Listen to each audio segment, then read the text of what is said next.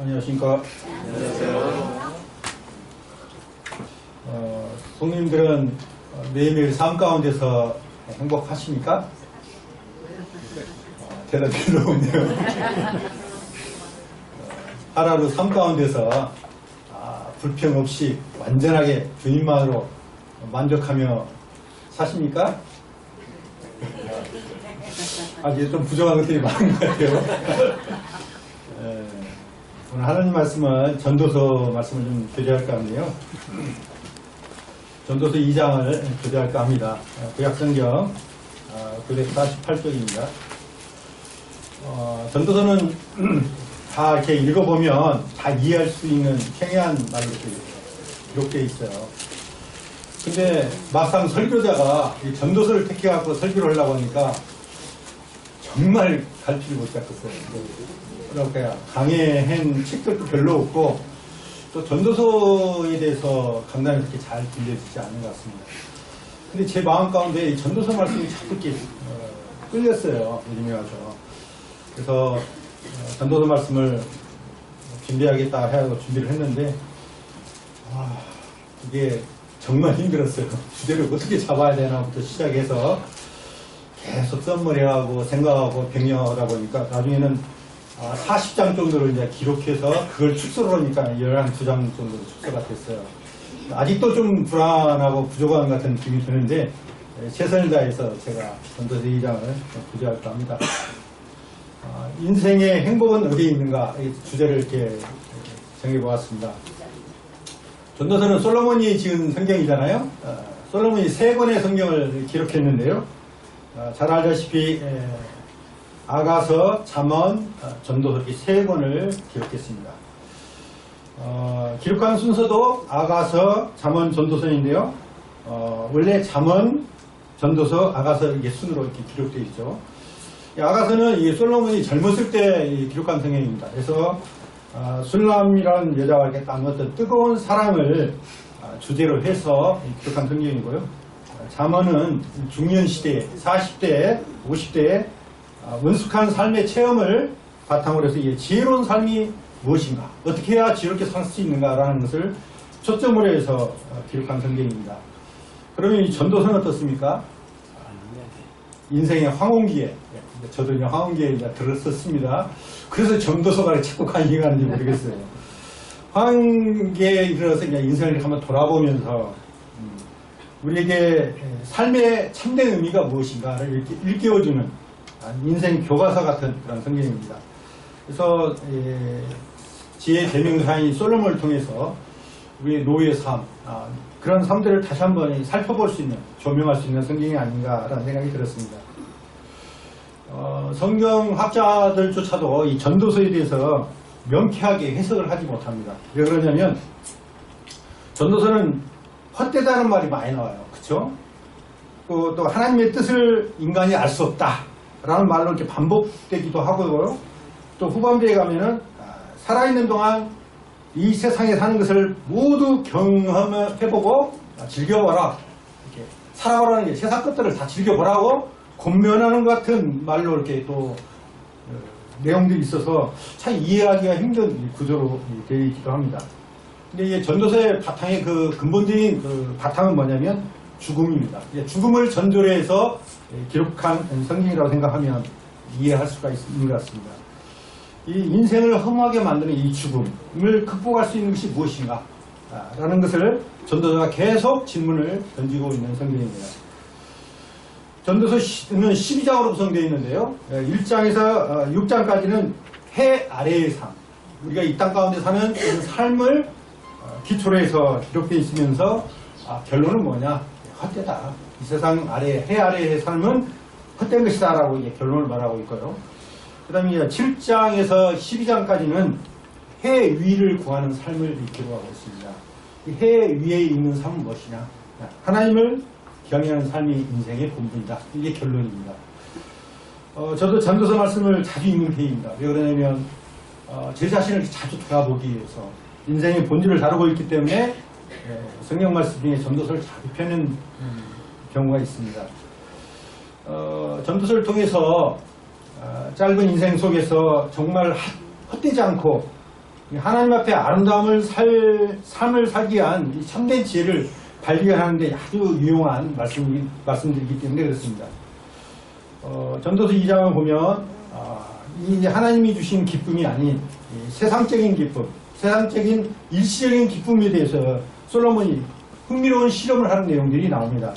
그래서 전도서 2장 1절에 보니까 나는 내 마음이 이르기를 내가 시험 삼아 너를 즐겁게 하리니 너는 낙을 누리라 하였으나 보라 이것도 헛되도다. 이 세상 가운데서 솔로몬이 세상적인 쾌락, 즐거움을 통해서 진정한 기쁨과 행복을 얻을 수 있는가 하고 시험을 해봤다는 것입니다. 본인이 다 경험을 해봤다는 거예요. 그래서 첫 번째 시험은 뭐냐면 육신적인 즐거움과 쾌락을 경험해봤다. 그러나 그것도 헛되다 라는 결론으로 맺고 있는 것을 봅니다. 1절에서 11절까지의 주제 말씀이 육신적인 즐거움과 쾌락에 대해서 기록되어 있는데요. 솔로몬이 제일 시험적으로 먼저 했던 것이 뭐냐면 자기 육신을 즐겁게 하는 거예요. 그래서 인생의 행복을, 쾌락을 통해서 좀 찾아보려고 노력을 하는 모습들이 나옵니다. 근데 그 2절에 뭐라고 하냐? 이러한 것들이 무슨 소용이 있느냐? 미친 짓이다. 해보니까 미친 짓이라는 거예요. 세상적인 것들로 만족을 얻어보기 위해서 해보았더니 그게 미친 짓거리였다고 기록되어 있는 걸 봅니다. 그리고 3절부터 이제 자기가 추구했던 쾌락이 무엇인지를 구체적으로 이렇게 기록되어 있는데요.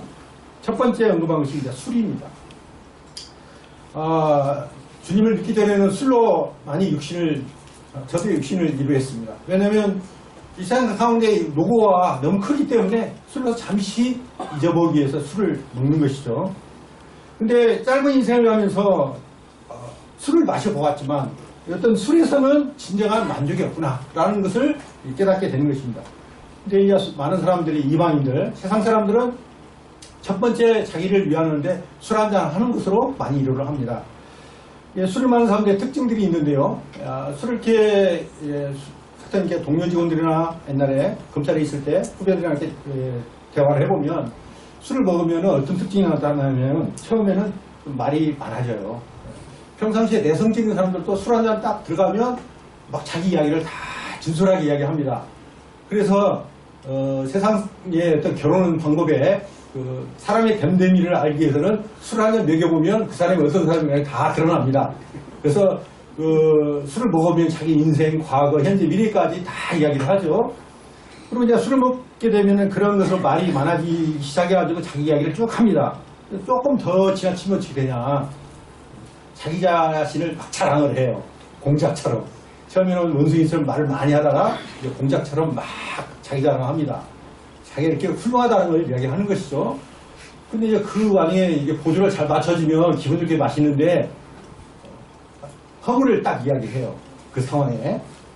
그러면 이제 기분이 확 틀어지는 거죠. 자기가 잘났다고 막 이야기하는데 너는 이게 잘못됐어. 이게 잘못됐다 하면 막 성질을 내는 거예요. 그래서 술이 좀 지나치게 되면 사자처럼 사나워지는 거예요. 막 삿대질을 하고. 그래서 보면 지나가는 사람들 보면 이제 저희 용학 한신아파트에 쭉 나오다 보면 밤에 보면 막 술 먹고 둘이 막 싸우는 게 봐요. 근데 이야기 들어보면 그 말인 것 같은데 네가 옳고 그러는 줄 계속 따지는 거예요.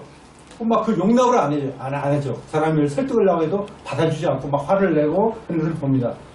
마지막으로 이제 술이 진짜 많이 먹게 되면 어떻게 되죠? 돼지처럼 길바닥에 들어눕습니다. 이게 술의 특징이에요. 근데요, 저는 술 자체를 막 저주하거나 부인하지는 않습니다. 그냥 술을 약간 한 잔씩 하면 혈액순환도 되고 건강에 약간 도움이 돼요. 그래서 이모대 같은 경우에도 포도주를 약으로 썼잖아요. 약간 이게 절제할 정도의 우리 지금 성찬도 포도주예요. 그쵸? 알코올이 있는 포도주인 겁니다. 많이 마시지 않지만 그 자체가 주님의 피를 상징하고 있기 때문에 포도주는 이스라엘 백성들도 그 사막의 그런 나라에 있어서 약간씩 마십니다. 그래서 제가 술 마시라는 게 아니고 술에 어떤 그 효과가 있다는 것을 잠깐 말씀드릴 거예요. 솔로몬은 이제 세상 쾌락을 누려볼게 육신하는 것을 다 해봤는데 4절에서 8절까지 10가지를 기록하고 있습니다. 그래서 이제 나의 사업을 크게 했다. 자, 솔로몬은 왕이었기 때문에 얼마든지 자기 자신을 위해서 사업을 크게 할 수 있는 그런 인물이었습니다. 그래서 내가 나를 위하여 집들을 짓고 솔로몬은 자기 자신을 위해서 육신을 위해서 아주 좋은 백향목, 향기가 나는 나무 목재를 통해서 거대한 궁궐을 짓고 아름다운 자기 처소를 지었던 것입니다.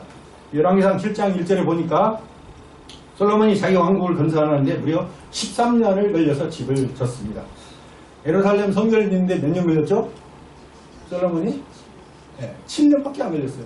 근데 하나님의 성전을 짓는데 7년밖에 안 걸렸는데 자기가 거할 처소는 13년을 거쳐서 지었으니까 얼마나 화려하고 아름답게 지었겠습니까? 근데 그러한 집이 얼마나 웅장하고 호화스러웠을까요?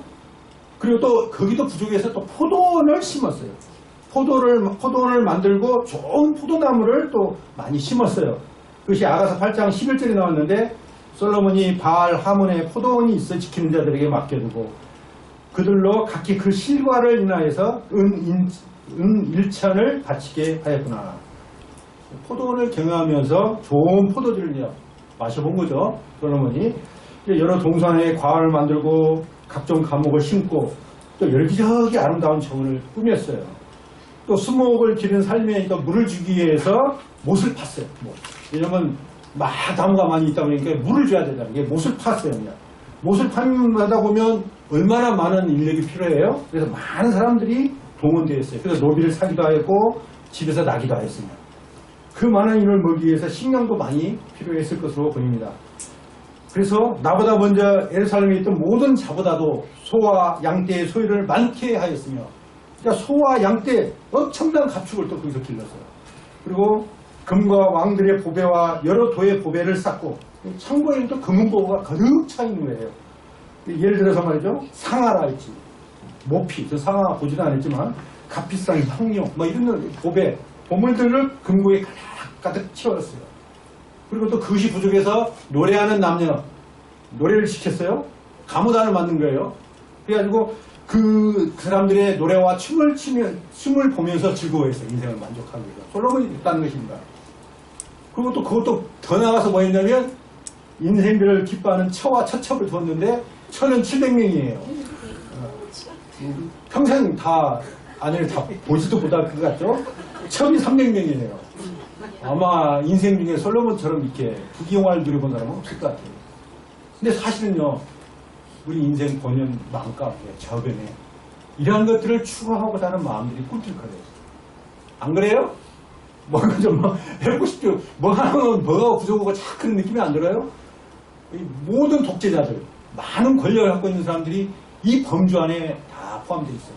그 인생에 주님 없는 삶에 있어서의 최고의 삶을 이렇게 이야기 표현하고 있는 겁니다. 4절에서 10절까지요.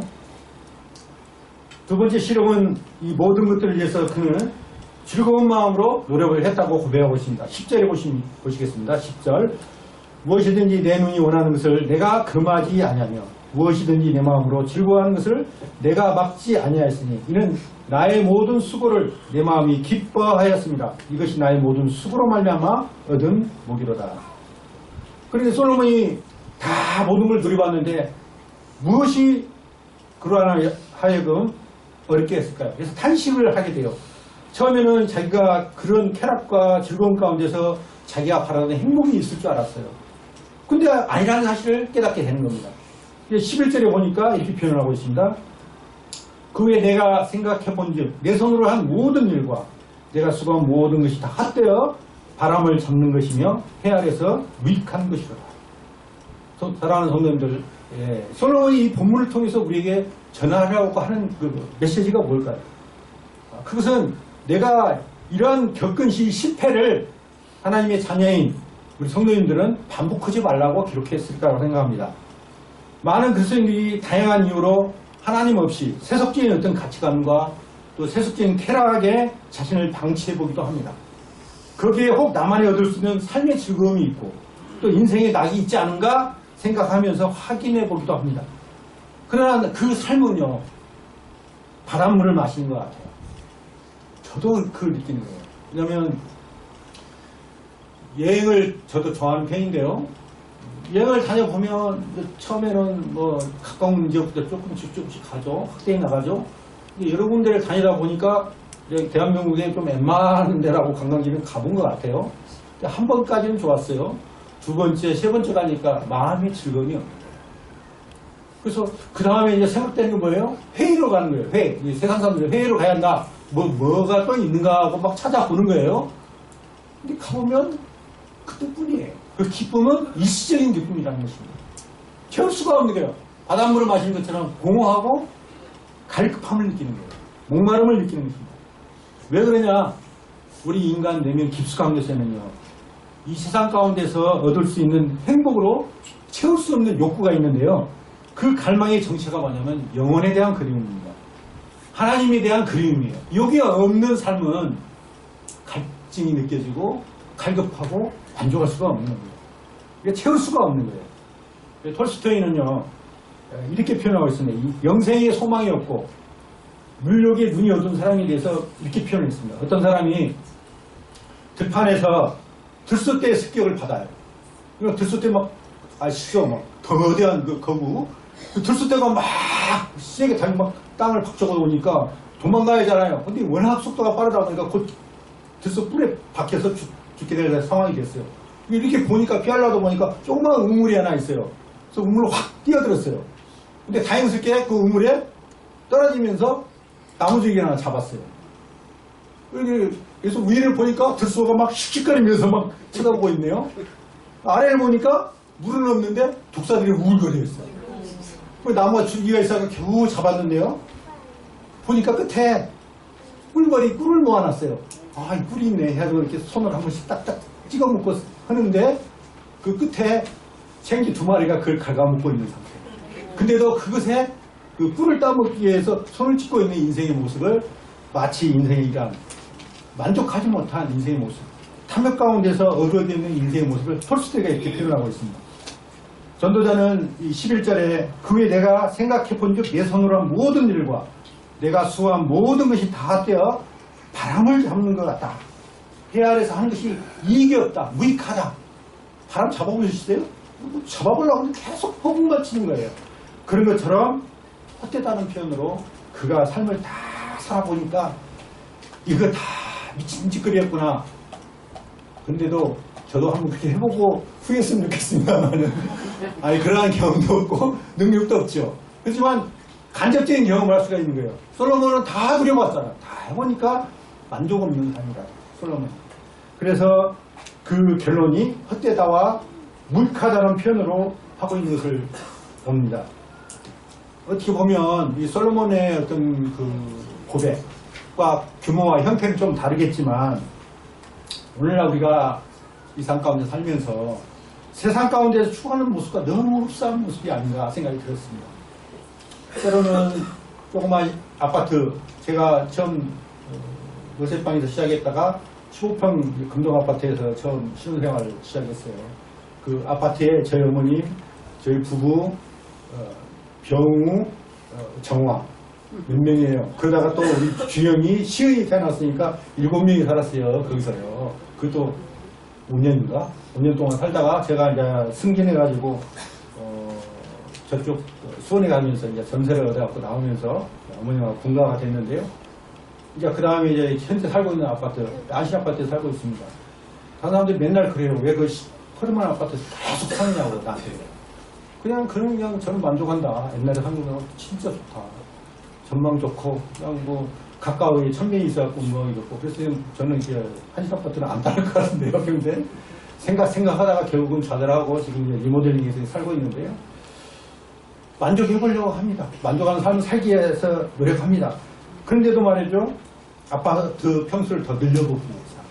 다양히 돈을 덜 벌고, 더 벌기 위해서 노력을 합니다. 또 사람의 인정을 받기 위해서 사업도 막 크게 해보려고 합니다. 그리고 일주일 내내 땀 흘리고 수고하고 애를 쓰고 열심히 일을 하지만 진정한 기쁨을 얻기 위해서 많은 노력을 하는 것이죠. 그런 노력을 하는 것을 잘못됐다고 하는 것이 아니라 그런 노력을 하고자 하는 본능이, 욕구가 우리 마음 가운데 있다는 것입니다. 근데 그것을 통해서 우리가 완전한 만족을 얻어야 되는데 만족이 안 됩니다. 갈급한 거예요. 뭔가 부족해 보이는 거예요. 세상에서는 이것을 얻으면 얻을수록 성취하고 성취할수록 성공했다고 이야기하는데 마치 소금물을 마시듯이 더 많은 갈증을 느끼는 것입니다. 그래서 세상의 많은 부자들이 더 많은 부를 축적하기 위해서 노력을 하는 것이에요. 전도서 2장에 나오는 단어가 한마디가 있는데요. 이걸 주목해야 할 단어라고 생각합니다. 뭔 단어일까요? 전도서 2장에? 마친 사람 제가 나중에 상품권 하나 드리겠습니다. 전도서 2장의 가장 핵심적인 포인트가 뭘까요? 너무 어렵다고 그런 문제는 목사가 못 맞춘다고 이야기를 하시더라고요. 나를 위하여, 나를 위하여. 계속 오는 단어가 나를 위하여. 나를 위하여 행하는 모든 것들은 영원한 것이 아니에요. 그냥 일시적인 기쁨이에요. 일시적인 기쁨은 내 육체를 즐겁게 해요. 그러나 내 영혼까지 기쁘게 할 수가 없기에 진정한 기쁨을 누릴 수가 없는 것입니다. 그래서 솔로몬은 나를 위해요. 내 쾌락을 위해서 아무리 발버둥 치고 해봐도 그 기쁨이 일시적인 기쁨이다. 그러면 진정한 기쁨이 뭐냐? 기쁨이 뭐냐? 영원한 기쁨이 뭐냐? 그 여호와를 기뻐하는 것이다. 왜냐하면 여호와께서 우리에게 진정한 만족을 줄 수 있는 근원이기 때문에 그렇습니다. 그러니까 하나님을 떠난 인생은 늘 고갈된 인생이에요. 목마른 인생이에요. 근데 구원받은 성도들조차도 이것을 잃어버릴 때가 있다는 거예요. 저 역시 사업에 몰두하다 보니까 공감을 느껴요.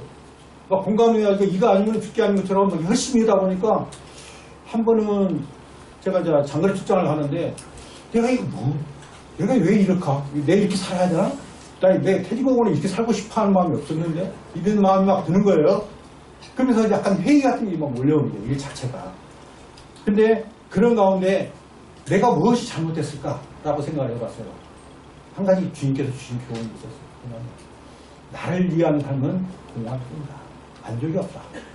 그러면 어떻게 해야 되나? 주님을 위한 삶으로 마음의 자세를 바꿔야 되는 거 아니겠어요? 내가 하는 그 사업조차도 주님의 영광을 위해서 하는 것으로 여기지 않으면 그건 무의미한 것이구나. 만족할 수가 없구나. 그게 하나의 우리 구원받은 성도들의 가장 중요한 부분이라고 생각이 듭니다. 세 번째 실험은 인생의 희락조차 무익하다. 인생의 기쁨조차도 무익하다고 토로합니다. 11절에서 23절 이렇게 표현하고 있는데요. 11절에 인생에 무익하다고 말씀하고 있는데 그 이유 세 가지를 이야기하고 있습니다. 첫 번째는 죽음에 항복하는 인생이기에 희락은 무익하다. 우리는 다 죽는다는 것입니다. 12절에 17절에 이렇게 표현하고 있습니다. 그리고 또 하나의 이유는 자기가 가지고 있는 소유는 다른 사람에게 넘겨줘야 할 재물이라는 것이죠. 그래서 그것이 인생에 있어서 무익하다는 거예요. 내가 재물을 영원토록 소유할 수가 없다는 겁니다. 그리고 18절에 21절이 그 두 번째 이유를 설명하고 있고요. 세 번째는 23절에 평생토록 수고하는 의식의 인생의 희락은 무익하다. 평생 수고해야 돼요. 그렇기 때문에 무익하다고 이제 23절에 표현되어 있는데요. 솔로몬이 경험했던 술을 먹고 사업을 크게 하고 소유를 많이 가지고 인간의 주관적 욕구의 만족 상태가 된다 할지라도 그것은 무익한 행복이기 때문에 진정한 행복이 아니다. 이것을 교훈하고 있는 것입니다. 12절, 17절에 보면 지혜자나 우미자나 별 차이가 없다. 죽고 나면 죽게 되면 지혜로운 사람이나 미련한 사람이나 다 모두 태어나서 성장하는 것, 몸에 병이 들고 또 죽음을 맞이하는 것은 다 동일해요. 우리도 죽죠. 인생 초반에는 그런 것이 좀 지혜롭게 여겨서 지혜로운 삶을 살 수 있다 할지라도 후반에는 누가 앞설지 아무도 알지가 못하는 거예요. 그래서 우리는 인생에 있어서 겸손해야 한다고 말씀하고 있습니다. 왜냐하면 우리는 다 죽음 앞에 무력한 인생이기 때문에 그렇습니다. 어떻게 보면요, 다윗은 흙수저였어요. 우리가 말하는 것처럼 아주 비천한 목동 출신으로부터 시작해가지고 하나님의 은혜로 만나고 왕이 되었죠. 그러면 그의 아들 솔로몬은요, 금수저였어요. 아버지가 다 이뤄놓은 것을 그냥 물려받아가지고 왕이 된 거예요. 그의 삶은, 솔로몬은 어떻게 보면 다 이루어진 것을 얻은 거죠. 아버지의 어떤 유업이라고 볼 수가 있습니다. 내가 애쓴 것을 전혀 애쓰지 않은 사람이 가자는 게 인생의 법칙이에요. 그래서 많은 부자들이 3대를 못 간다 하는 이야기가 있는데요. 그것은 자기가 가진 재산을 다 누리지 못하고 결국 물려주는 거예요. 그리고 그 물려준 자녀가 또 그걸 잘 관리하지 못하면 신기루처럼 사라지는 것이 재물이다 라고 많은 성인들도 이야기했고 성경에도 이렇게 우리에게 지혜를 가르치고 있는 것 같습니다. 22절에 보니까 이렇게 했습니다. 사람이 해 아래서 행하는 모든 수고와 마음에 애쓰는 것이 무슨 소득이 있으랴. 일평생에 근심하며 수고하는 것이 슬픔뿐이다. 그의 마음이 밤에도 쉬지 못하나니 이것도 헛되도다. 사람이 낮에도 수고하고 밤에도 쉬지 못하고 수고해야 하는 것이 헛되라고 말씀하고 있습니다. 사랑하는 성도님들, 우리에게 어떻게 보면 물질은 참 필요한 요소입니다. 왜냐하면 주님을 섬기는 데 있어서 물질이 없으면 섬기고자 하는 마음이 있어도 안 되죠. 물질이 필요한 건 분명히 맞습니다. 하지만 그 물질의 주인이 내가 아니라는 사실을 잊어서는 안 된다고 생각해요. 저도 자꾸 제 물질이 제 거라고 생각하는 생각을 제가 늘 있는데, 물질의 주인은 하나님이셔요. 우리가 살아있는 동안에 하나님이 우리에게 잠시 맡겨준 청지기예요. 분복이에요. 돌아갈 때는 남김없이 깨끗하게 빈손으로 돌아가야 되고 반납해야 하는 것이 물질입니다. 물질을 맡긴 하나님 앞에 나가서 그것을 계산을 해야 돼요. 그걸 끝나는 게 아니라 내가 맡겼던 물질을 어떻게 썼느냐고 아마 셈을 할 것입니다. 나 자신을 위해서 썼느냐, 주님의 영광과 주의 복음, 주님의 몸된 교회를 위해서 값지게 사용했느냐, 이런 걸 아마 평가하실 것입니다. 우리가 이 땅 가운데 살면서 참 지혜롭게 살기를 원하잖아요. 성도님들이 우미하게 살기를 원하는 사람 하나도 없을 거예요. 그래서 성경을 보는 거 아니겠어요? 하나님의 지혜를 배우게 하여 전도서를 읽고 솔로몬이 경험했던 사람이 이야기한 그 지혜가 무엇인지를 깨달아 보려고 노력을 하고, 그렇지 않습니까? 그러나 모든 사람들이 일을 계획할지라도 그 성패와 그 일의 결과는 하나님 손에 달려있어요. 그 평가는 주님이 하시는 겁니다. 그래서 사람이 기쁘고 만족한 삶을 살기 위해서 전도서에서는 세 가지 일을 이야기하고 있어요. 첫 번째는 아까 24절 보셨습니다. 2장 24절. 사람이 먹고 마시며 수고하는 것보다 그의 마음을 더 기쁘게 하는 것은 없나니 내가 이것도 본즉 하나님 손에서 나오는 것이다. 표현이 좀 이상한데요. 김대지 성경을 보니까 사람이 먹고 마시며 수고하는 가운데 심령으로 낙을 누리는 것보다 더 좋은 것이 없도다. 마음 가운데 기쁨과 즐거움이, 심령의 평안을 누리는 것이 하나님께서 주신 복이라는 거예요. 두 번째 복은 3장 12절에 나와 있습니다.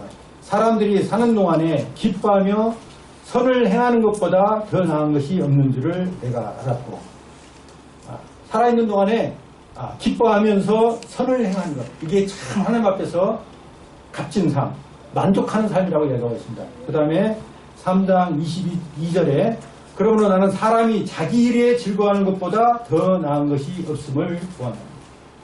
이 자기 일, 자기가 행할 수 있는 일이 있어야 사람은 만족할 수 있다는 거예요. 그래서 무의도식하면은요, 만족이 없는 거예요. 일이 있어야 돼요. 사람은 일이 있을 때 만족을 느낄 수 있는 그런 존재로 지음을 받았습니다. 그러면 성도들이 향한 하나님의 기쁨은 두 가지가 있는데요. 첫 번째 진정 기쁨은 뭐냐? 심령적인 기쁨이에요. 아까 말한 것처럼 육신적인 기쁨이 아니라 마음 가운데 있는 평안과 기쁨이 진정한 기쁨이다 라고 아까 솔로몬 이야기를 했는데요. 요한 3서 2절에 이렇게 표현되었습니다.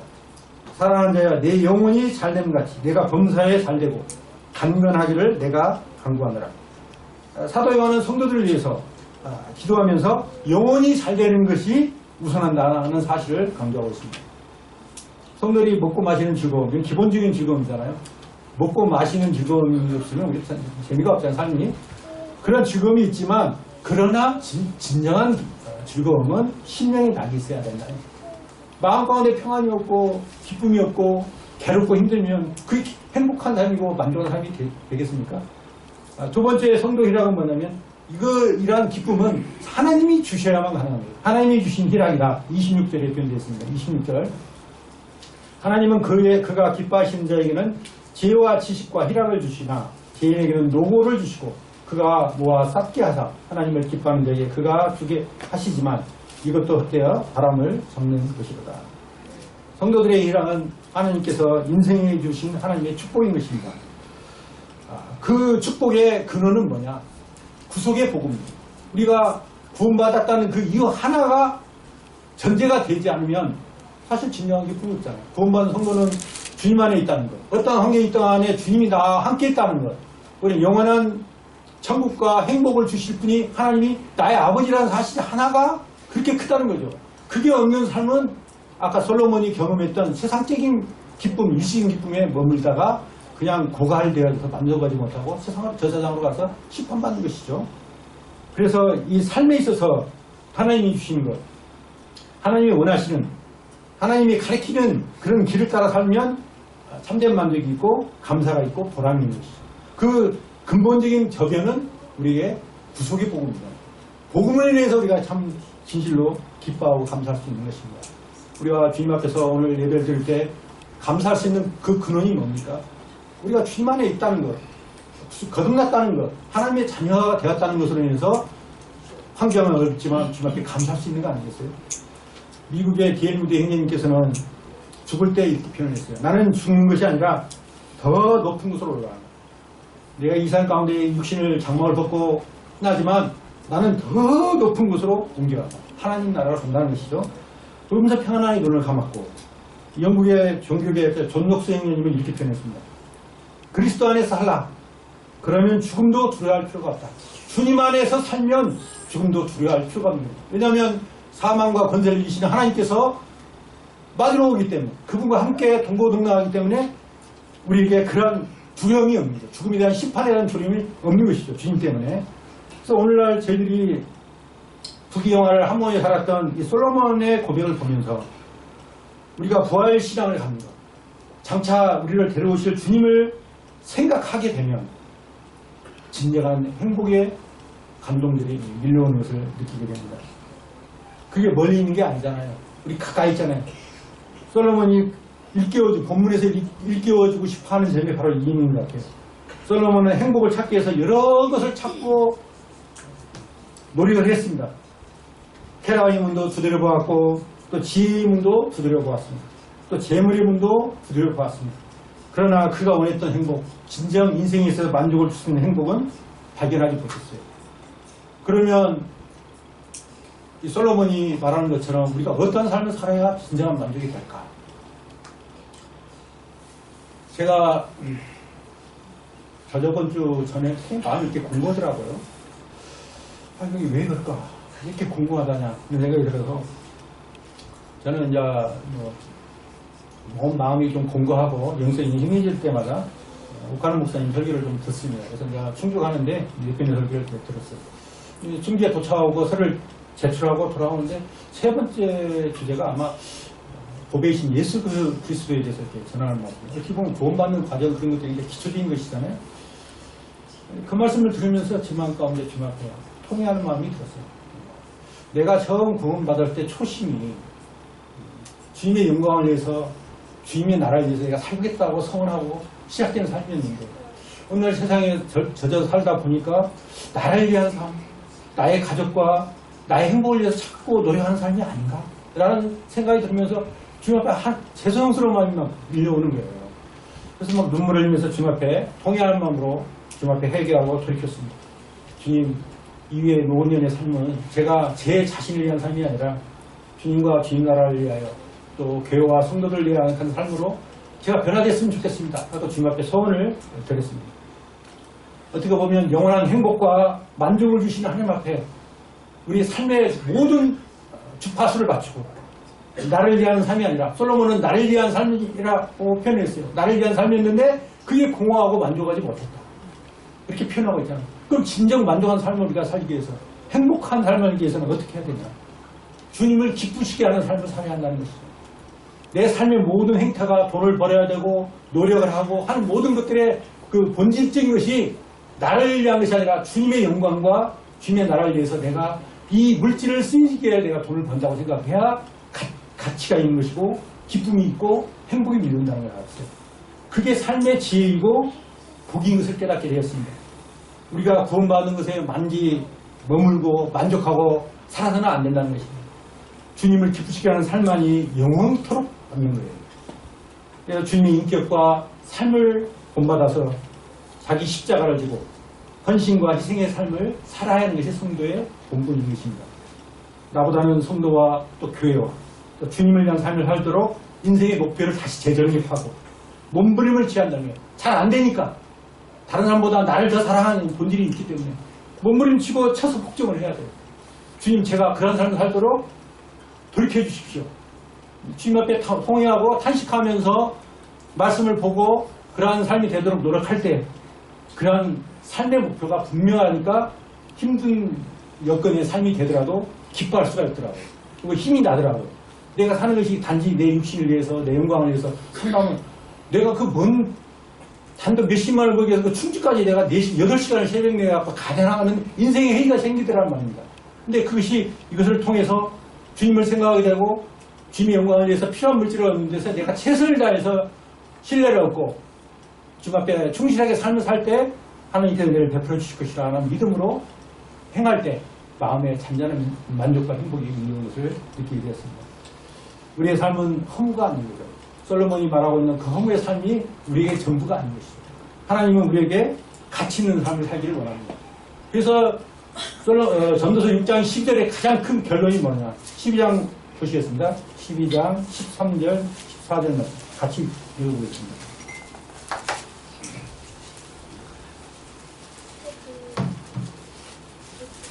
같이 읽겠습니다. 시작.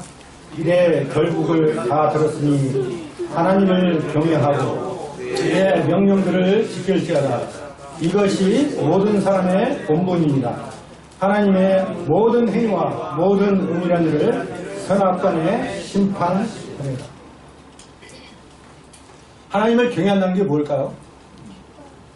제가 말씀드린 것처럼 하나님께 대한 초점을 맞추고 하나님께서 어떻게 행하실 것을 원하시는가, 하나님 말씀에 순종하고 그분을 기쁘시게 하는 삶, 자기 십자가를 지고 헌신과 희생의 삶을, 주님의 인격과 주님의 삶을 본받기 위해서 노력하는 삶, 그게 하나님을 경외하는 것이 아닐까요? 단지 일요일날 예배에 들어와가지고 세상의 삶은 엉망으로 살면서 예배 때만 주님 제가 사랑합니다, 주님을 경외합니다 하면 하나님이 정말 기뻐하실까? 물론 예배 때 드리는 우리 고백이 진실한 고백이기 때문에 기뻐 받으시겠지만 우리 삶이 따라가줘야 하는 거예요. 우리 세상적인 삶 가운데서 주님에 대한 향한 사랑과 그분께 대한 은혜에 감사하는 마음, 모든 삶의 주파수를 세상이 아니라 주님께 맞춰서 주님이 원하시는 것이 무엇일까? 그래서 많은 그리스도인들이 해야 할 본분, 예를 들어서 어떤 일을 행할 때 말이죠, 판단하는 기준이 하나 있어요. 딱 하나면 됩니다. 우리가 이걸 해야 될 것인가 하지 말아야 할 것인가 한 가지 기준, 주님이라면 딱 단서를 달면 다 해결돼요. 주님이라면 이 일을 기뻐하실까? 딱 비춰서 생각해보면 답이 나오죠.